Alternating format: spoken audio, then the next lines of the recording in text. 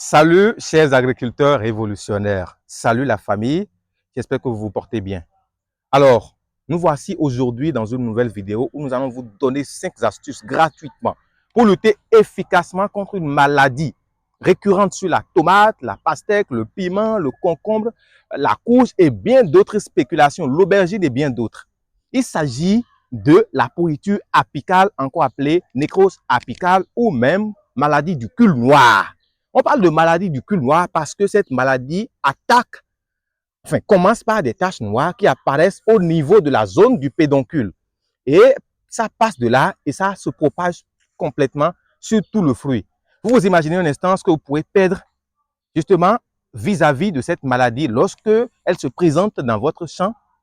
Donc, c'est important pour vous de savoir qu'est-ce qu'il y a à la base de cette maladie. D'abord, vous allez savoir aussi comment se manifeste, comment identifier cette maladie. Et puis après, vous allez finalement trouver des astuces pour pallier à cette maladie. Tous ces éléments, nous allons vous les détailler tout de suite dans cette vidéo. Alors, dans la vidéo précédente, on avait parlé du dégourmandage ou de l'égourmandage sur les plants de tomates.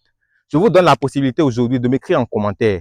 Lorsque vous êtes en train de faire le dégourmandage ou l'égourmandage et vous êtes face à un plant attaqué, physiquement ou visiblement, même si vous n'êtes pas trop du domaine de la santé des plantes et tout, vous remarquez qu'il y a un plant qui est malade. Qu'est-ce qu'il faut faire? Est-ce qu'il faut continuer l'activité comme ça ou bien il faut stériliser le scalpel, le sécateur ou le ciseau ou même le couteau que vous utilisez avant de continuer? Ou quelle est l'attitude à adopter face à un plant malade? Répondez, donnez-moi vos réponses, vos impressions en commentaire. Vous êtes libre de dire tout ce que vous voulez. On est ici à un rendez-vous du donner et du recevoir. N'oubliez pas de vous abonner à la chaîne, d'activer la cloche de notification pour ne plus rater aucune de nos prochaines vidéos. Partagez cette vidéo si vous trouvez que nos vidéos précédentes vous ont apporté de la valeur et bien d'autres. On se retrouve donc les amis tout de suite après ceci.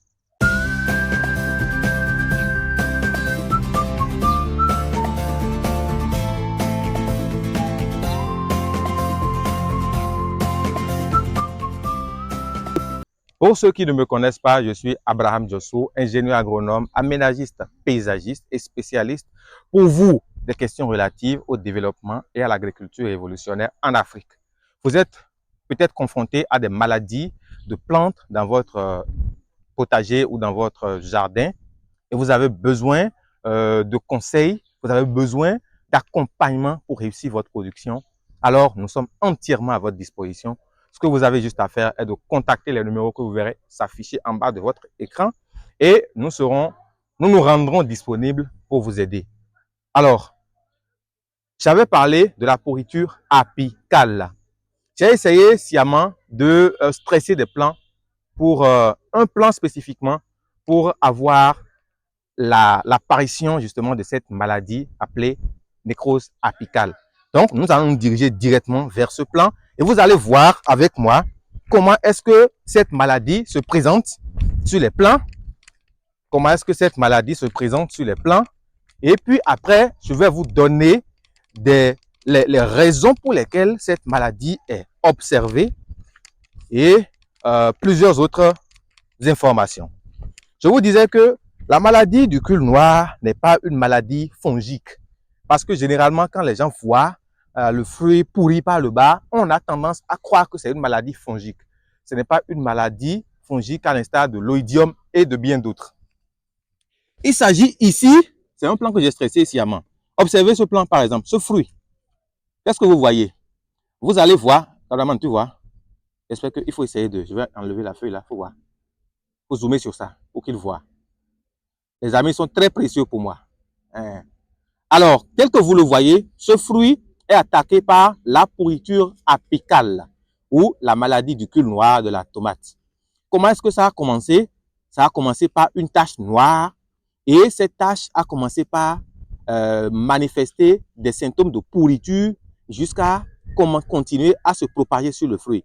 Si vous voulez, on va faire encore une petite expérience. On laisse ça comme ceci et on revient encore après 5 jours et vous allez voir que cette pourriture que vous avez commencé par observer ici va se propager sur tout le fruit.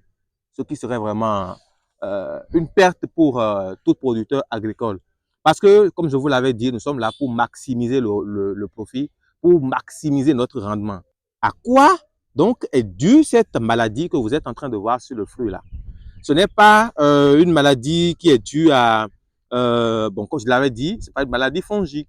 Et donc, c'est une maladie qui est due à une carence, je vous le dis aujourd'hui, en calcium. Une carence en calcium et parfois en potassium. Mais essentiellement, c'est la carence en calcium qui crée ceci. Parce que, et qu'est-ce qui provoque cette carence en calcium? Le calcium peut être bien disponible dans le sol, mais la plante aura de la peine à absorber le calcium du sol. Pourquoi?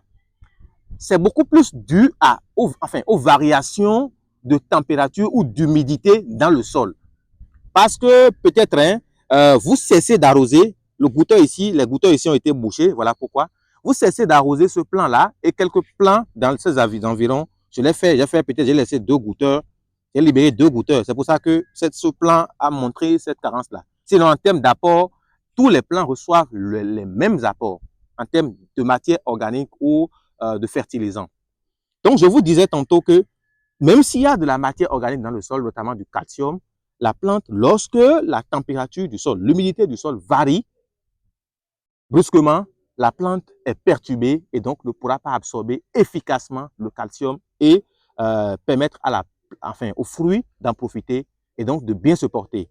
Alors, que faire donc pour pallier à ce problème de pourriture apicale? Prenez vos stylos, apprêtez de quoi noter.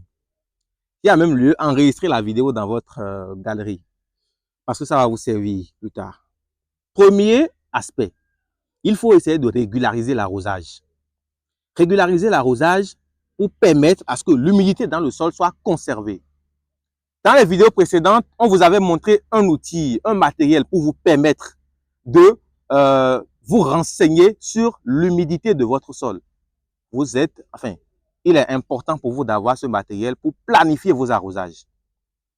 Deuxième aspect qu'il faut prendre en compte, deuxième astuce, il faut réaliser un mulching, un paillage. Carrément, on va se lever. Il faut réaliser un paillage qui a en même temps double avantage.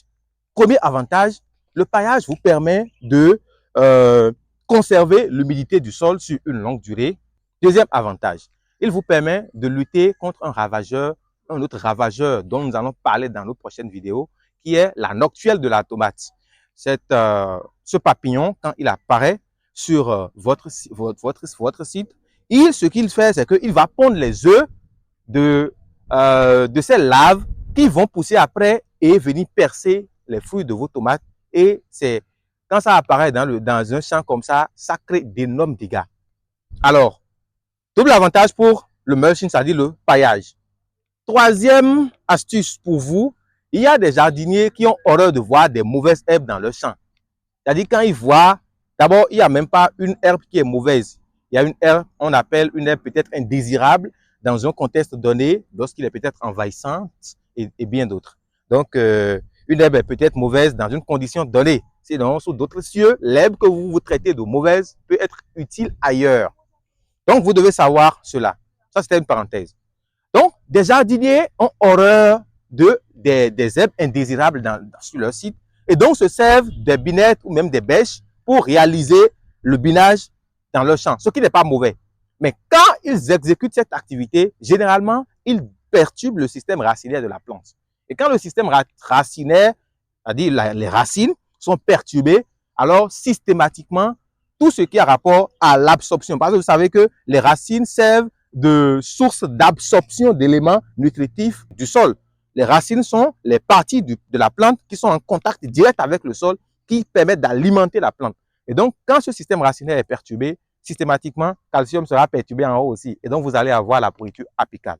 Alors, quatrième astuce pour vous, c'est qu'il faut éviter l'apport des matières organiques azotées, des engrais azotés, très azotés. Parce que ce qui se passe, c'est que quand vous apportez une matière organique ou bien un engrais très azoté, la plante aura tendance à pousser beaucoup plus en feuilles. Vous aurez un développement foliaire intense au détriment des éléments nutritifs qui vont servir à la plante enfin aux fruits de grossir, de bien se former, de mûrir, pour qu'on puisse quand même avoir la rentabilité qu'on escompte. Et donc, vu du moment où les éléments nutritifs vont faire défaut dans le fruit, on va assister à la pourriture apicale.